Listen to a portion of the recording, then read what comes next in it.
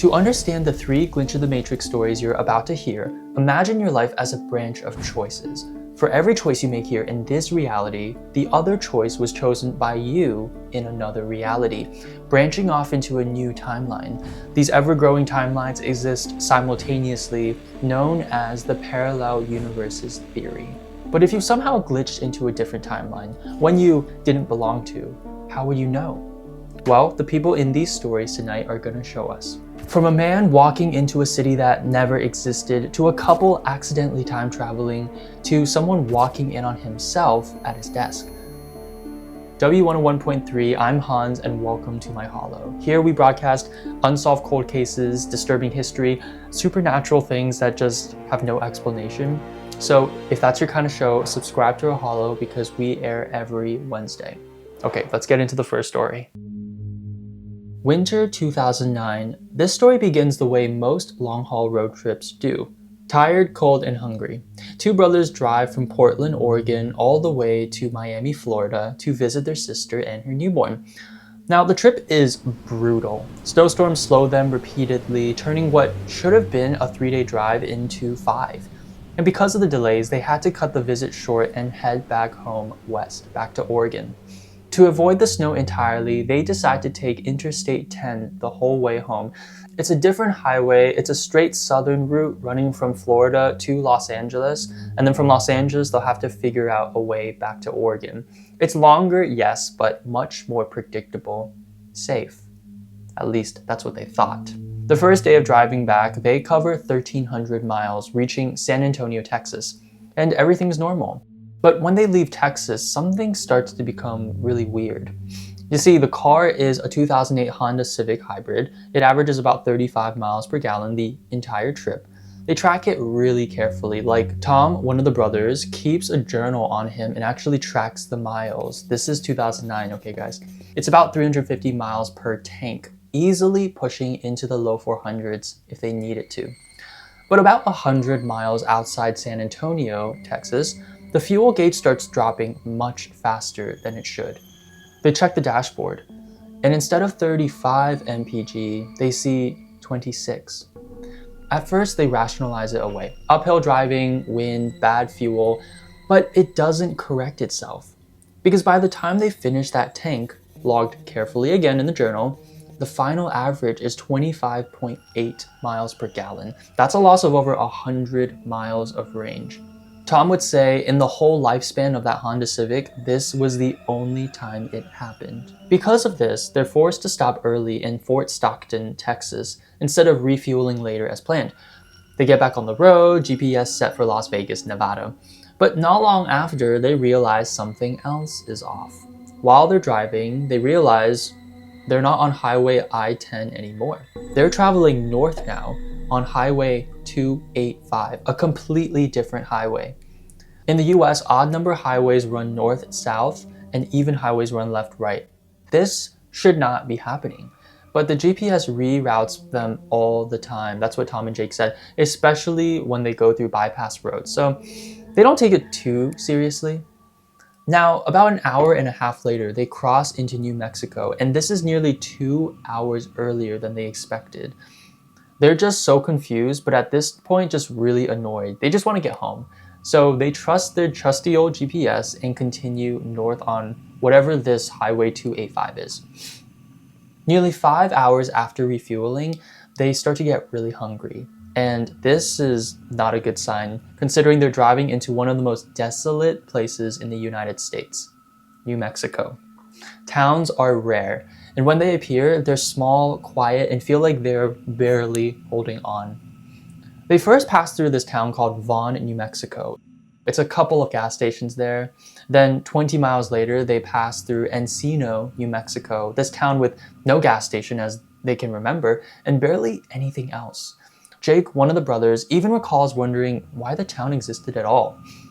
Now, at this point, they're really hungry, begging for any restaurant to pop up. And less than 10 miles later, they see something unexpected. A city. No GPS prompt, no roadside warning, it just appears. Fast food restaurants, sit-down restaurants, hotels, motels. This is not just some little roadside stop. This is like a real town. and Tom estimates there's about 10 to 20,000 people. They pull off into one of the nearby restaurants, this Ruby Tuesdays, because Jake has never had Ruby Tuesdays, so he wanted to try it. They park, walk in, and immediately, this is where it gets really weird, the waitress at the front who greets them stands up, looks at them, and says, "Oh my word, is that Tom and Jake?" She knows their names. Both brothers are like, "Yeah, we are Tom and Jake," assuming, okay, maybe she knows them from somewhere else. But then she's like, "How's life been in Portland?" Now this is starting to get really uneasy, and Jake and Tom just kind of answer vaguely. She seems confused by why they're evading the question, but it's not a big deal. So she leads them to sit down, and the brothers immediately start whispering to each other like, "Wait, where do we know her from?" But before they can continue, the bartender approaches. "No effing way," he says. "Tom and Jake, are you guys back for jobs?" The two brothers just deny it. The bartender laughs, feels like he's joking or something, and then he asks the strangest thing ever. "Hey guys, how did that 3-month anatomy and physiology course go? I think it was at Oregon State, right?" And this stops everything, because the two brothers did take a 3-month, 15-credit anatomy and physiology course at Oregon State University years earlier when they were in like their early 20s. They're in their late 30s now at this restaurant, so this is just like not a coincidence. Now, this is the point where Jake musters the courage and goes like, "How do you know us?" And this is when the bartender looks up at them and just pauses, and he looks over their shoulder very carefully. And then he looks back and says quietly, "Oh damn, you just look like some people who used to work here." He apologizes and walks away. And just like that, their original waiter is gone, replaced. Then a man they assume is the manager starts walking towards their table, smiling broadly. When he gets within like 10 feet of their table, he suddenly stops and looks behind them, just like the last guy, receives like some kind of unspoken signal, and then turns sharply 90 degrees and walks away without saying another word. What felt like a celebratory restaurant feels avoidant now. No eye contact from anyone, everyone's kind of like creepily silent. And when they finish eating, the waitress tells them the registers are frozen, so the meal is on the house. They leave immediately. Outside, they're low on gas again in their car, so Jake and Tom decide to refuel in the town before leaving. But it doesn't pan out that way. The road layout funnels them into this one-way street that leads them directly back onto Highway 285. The only right turn that would have allowed them to pop back to the gas station in that town is blocked.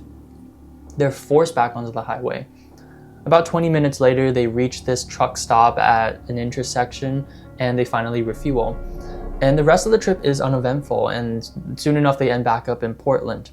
Now, you guys know I wouldn't be telling you this story if something weird about that town wasn't explained. So when Tom gets back to Portland, he opens up Google Maps, and he knows for a fact that they passed Vaughan and then Encino, like those two towns, before then reaching that highway truck stop where they refueled. There should be a town between Encino and that truck stop. But when he looked on Google Maps, there wasn't.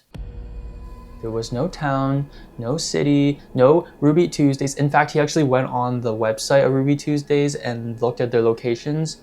There are no Ruby Tuesdays in that area, just empty road. And to this day, they've never been able to explain it. In some models of string theory and multiverse theory, universes aren't wildly different.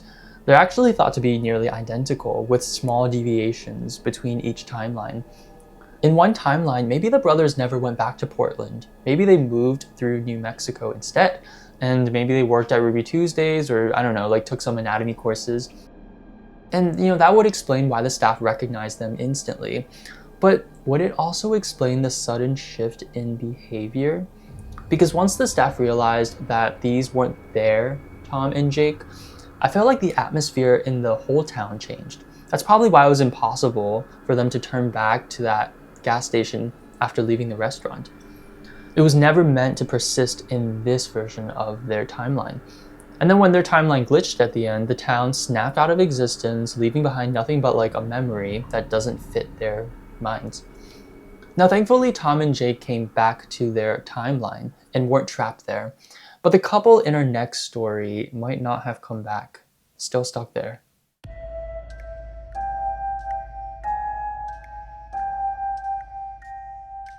Like most people who spend enough time driving in the outback in Australia, Russ has seen things he can't explain.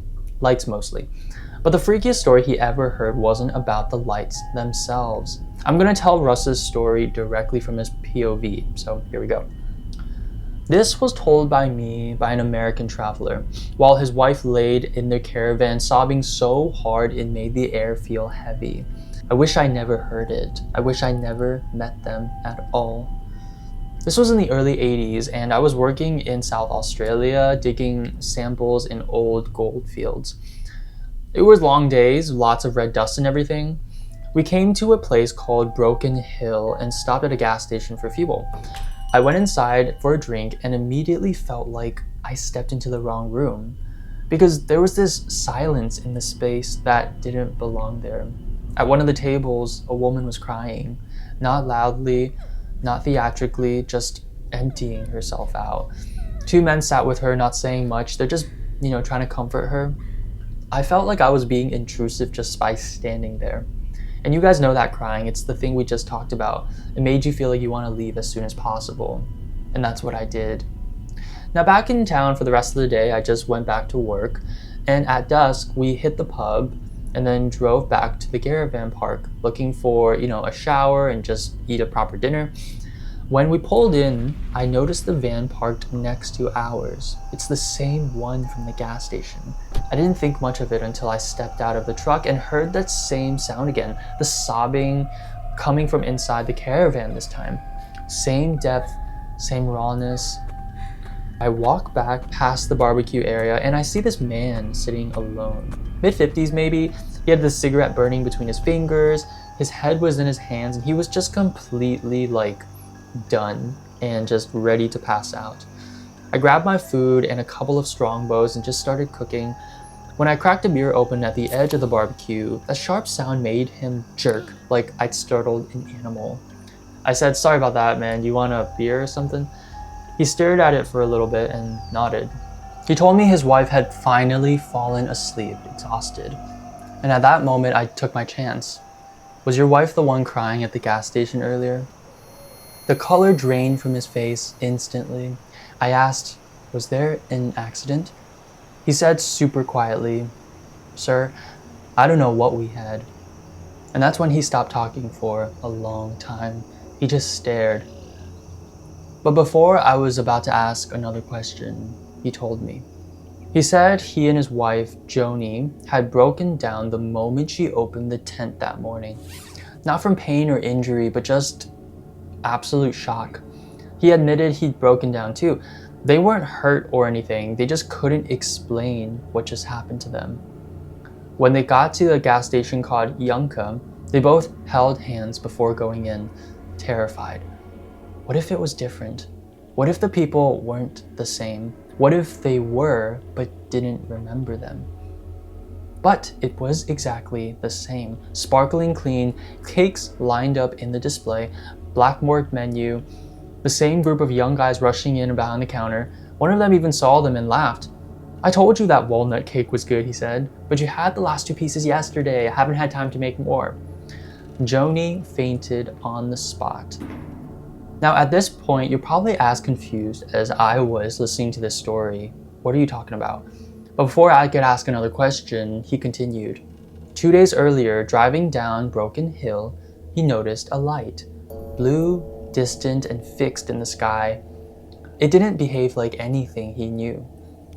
When they camped that night, they made a beautiful fire with rocks in a circle. They had beans, they had spaghetti in a can. And next morning, they packed up. Joni noticed the empty cans and reminded herself to dispose of them later. They stopped at the Yunka for breakfast. Cake, coffee, and the quiche to go. But that night, camping again in the highway, that same light appeared once more. It stayed the same distance away for just far too long. And then as they were drifting off into sleep, a huge flash lit up the sky and their tent. It was blinding and had this buzzing sound like a blowfly. In less than a second, the couple opens the tent and peeks out, but there was nothing. It was no light, no sound, no explanation.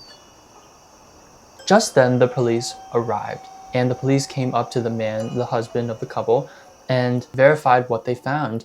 There was a fire pit, there was the spaghetti cans, there were boot prints, there was the tracks from the car going into the campsite, except there were no tire tracks leaving. At that very moment, I realized what Martin was trying to tell me this whole time.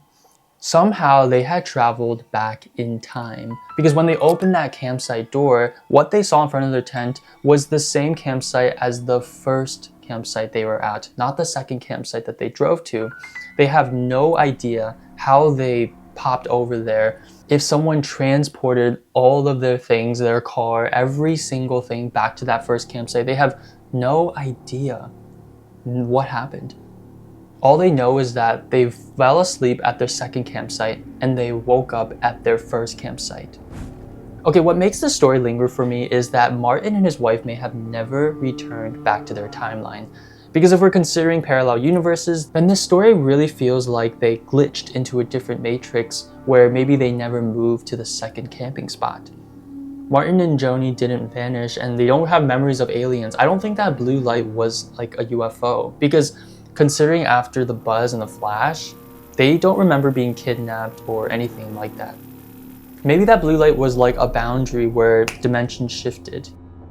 Now, accidentally glitching into a different timeline is panic-inducing enough, but for our last story, imagine if someone else came into your timeline solely to watch you.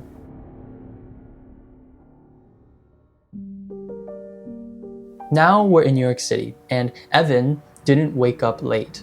He woke up to light. It was like full bright daylight. For a few seconds, he just laid there staring. His room was bright in the way that it wasn't 6:30 a.m.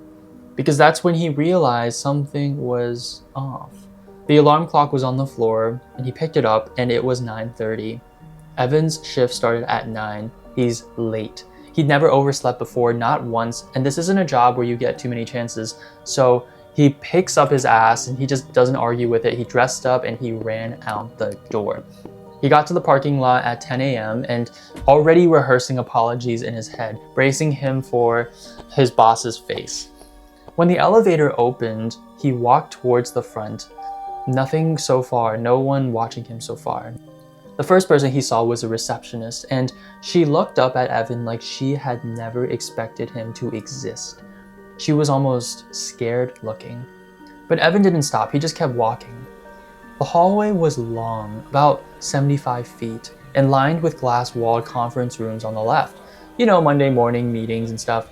Except every conversation stopped when Evan passed by. People turned in their chairs, heads followed him, and through the glass, through the reflections, the faces were just in shock. Evan was really weirded out, but he just kept his eyes forward. He could see his cubicle from the elevator, first row dead center, there's no hiding it. But someone was there, typing at his desk. And for a second, Evan felt relief. Maybe someone borrowed his desk for a second. Then the man turned around, and Evan saw his own face. Same jacket, same hair, same slouch, same tired-looking eyes. The man, who we're gonna call Evan 2.0, just froze in place. Evan froze. Then the Evan 2.0 reacted first. He grabbed these papers that he was writing on, shoved them together like a kid caught doing something he couldn't explain, and he just bolted out the hallway. Evan 2.0 moved fast, but Evan chasing him down the hall, his heart was hammering. He had to know, who are you? Evan 2.0 cut around the corner and Evan followed, but the moment he turned around the corner, he was gone. There was no footsteps or doors slamming. How the heck did Evan 2.0 get away? When Evan turns around, there's just all these people staring at Evan like this was the strange thing. Evan started asking everyone questions. He's screaming, "Who was sitting at my desk?" No one knew. Everyone said, "We didn't see anyone." All anyone would say is the desk had been empty all morning. And now Evan was sweating through his shirt now, breathing really hard, and his face was really flushed. He told the story to his boss exactly as it happened.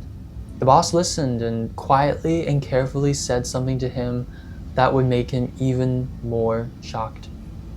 He said he checked Evan's desk every 15 minutes and it was empty every time. Evan walked away before the conversation could finish. He went to the bathroom, splashed some water on his face, and then came back to his desk, trying to hold himself together. But when he looked down at the desk document, untitled, it hadn't been there before.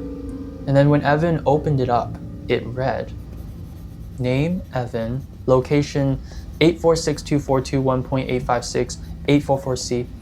Absent will be fulfilling role until recalled. There's a bunch of other information, but the document basically ends, operation has been, and it never finished. That was it. It was like it stopped mid-thought, probably because Evan 2.0 was interrupted. Now, Evan quit that week and he worked as a busboy in Massachusetts.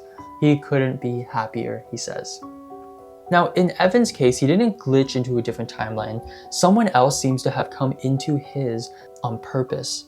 Who was this man? Who was Evan 2.0? Okay, to answer that, I really need you guys to consider what I'm about to say. If the multiverse and parallel universe models are true, then some universes could be leagues ahead in technology. So far that maybe they're able to, traverse the multiverse. They don't need glitches in the Matrix because they can control it to their use. Evan 2.0 marks Evan absent on the document, which implies he's keeping tabs on him. It seems like something he's meant to do. But there's some things on the document I don't understand. For example, like the last line, will be fulfilling role until recalled. I don't really know. I think it's fair to say we saw Evan from another timeline, but I still can't understand why Evan 2.0 did this. These 3 true cases have been crazily mind-boggling me. Please comment down below what you think. And if you've ever been through a glitch in the Matrix yourself, please email me below. I have my email listed. I'd love to hear your story. Thank you guys for tuning into this broadcast, and I hope you have a horrible sleep.